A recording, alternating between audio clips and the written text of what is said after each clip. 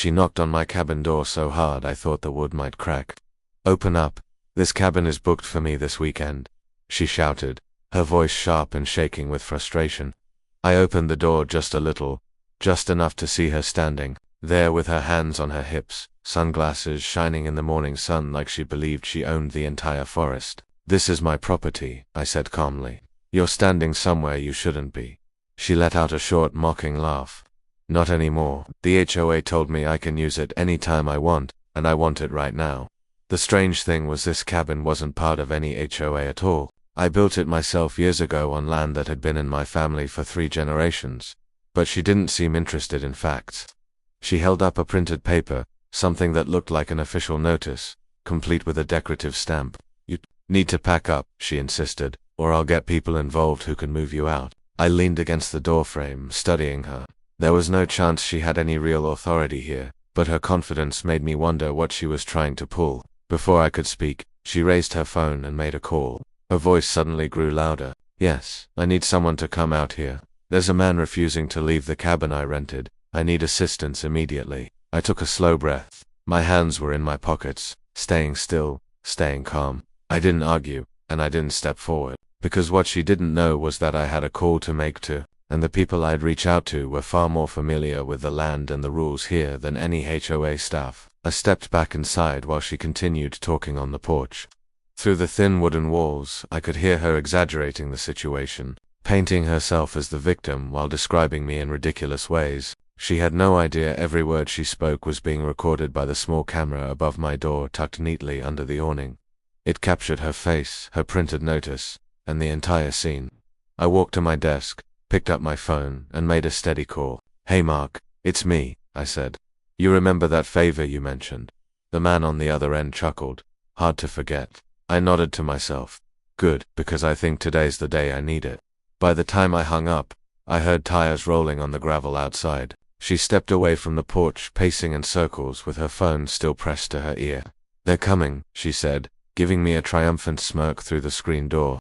"Hope you're ready to move out." I smiled back. "I'll take my chances." Then I saw a black SUV turn into the driveway behind her. 2 men stepped out. Not officials, not officers, just trusted people who understood my land, my rights, and the paperwork behind it better than anyone. Her smirk faded the moment she noticed the patches on their jackets, the kind worn by people who worked in land management and property compliance. She pointed at them, startled. "Who are you? You can't be here. This is HOA business."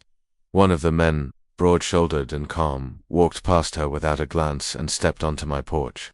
"Sir," he said with a respectful nod, "we received your message. Everything is under control." She blinked rapidly. "Sir? Why are you calling him sir?" The taller man turned to her.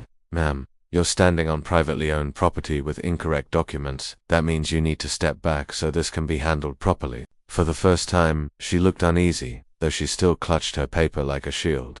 "You can't talk to me like that. I have rights." The tall man offered a patient but firm nod. "And so does he." Before she could reply, I heard another vehicle approaching. Her confidence surged again as she looked toward the road. "Those are the people I called," she announced proudly. "Now you're in trouble." I glanced at the men beside me. "Oh," I said calmly, "you're about to learn who's actually in trouble here." 2 local community security vehicles pulled up the drive, lights blinking. She stood straighter, as if her support had finally arrived.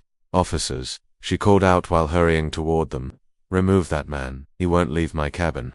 The security staff stepped out, hands relaxed at their sides, and looked directly at the 2 land management specialists standing beside me. "Afternoon," one of them said with a nod. "Good to see you both." She froze. "Wait, what?" "You're listening to them." The tall specialist stepped forward. "Thanks for coming. We have a guest here who made a report based on incorrect information and presented paperwork that does not match any legal record." One of the security officers pulled out his notepad. "We'll need details." I stepped forward calmly. "I actually have something better." I handed my phone to him, already open to the recorded footage. Clear video, clear audio, her claims, her printed notice, and every exaggerated statement she made. The officer watched closely, his expression growing serious. He looked at her. "Ma'am, is this you?" She hesitated. "That's out of context. He's misrepresenting everything." "That's enough," the officer said quietly. "Please step aside so we can sort this out." "What? No, this isn't fair." She backed away a little, her voice rising, but the officer simply guided her to the side of the driveway, speaking to her calmly. I stayed on the porch, arms crossed, watching the moment her plan fell apart. She still didn't know the biggest piece of the situation, the one that would make sure she didn't try this again. As the officers spoke with her, she kept glancing at me. "You'll regret this. The HOA will take this cabin by next month." I let her talk. She clearly had no idea how wrong she was. The tall specialist stepped closer. "You want to explain it, or should I?" I smirked. "I think it'll sink in better if it comes from you." He turned toward her, his voice steady. "Ma'am, this cabin and the surrounding acreage are part of a protected family heritage property. It is documented, legally verified, and secured under long-standing preservation rules." He paused to let that settle. "No organization can claim it. Not any association, and not any private representative." She stared at him, stunned.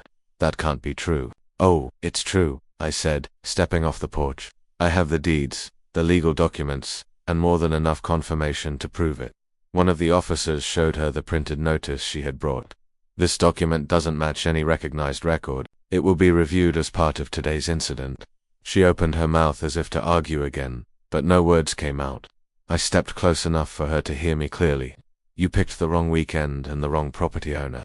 The officers guided her to their vehicle, letting her sit while they finished paperwork. Her voice was quieter now, unsure and trembling. I knew this was only the beginning. The real change was still coming. The local security vehicles eased down the road, their lights fading between the trees. The mountain grew still again, except for the steady hum of the black SUV. Mark, the broad-shouldered one, gave me a knowing grin. "So, how far do you want to go with this?" I didn't hesitate. "All the way. I want the HOA to understand this can't happen again." He nodded and opened a tablet, where it can review their public records and check whether they've overstepped with anyone else. If they've done it to you, they may have done it to others. He pulled up satellite maps of the subdivision, cross-checking boundaries with public information. Within minutes, several issues lit up on the screen. Signs placed outside the areas they managed. Fees collected from residents not listed under their care. Even a few properties marked with questionable notices. "Looks like we found something," Mark said. "They might face a full review." I leaned against the porch rail, a slow smile forming. "You think the neighbors will talk?" "Oh, they'll talk," he replied. "Especially now that their association's behavior is being looked at closely." The plan was simple. Bring everything into the open, correct the mistakes, and ensure no one used fake authority again. While Mark made a few calls, I imagined her sitting wherever they were speaking with her, still thinking this was a small misunderstanding. She had no idea that by morning, the entire neighborhood would know what really happened. By sunrise, the process had already begun. Mark's contacts worked fast. A local news crew set up near the entrance of the subdivision, a reporter practicing her lines while the camera operator checked equipment. I could picture the conversations happening behind those windows as residents peeked outside, realizing something big was unfolding right in their quiet community.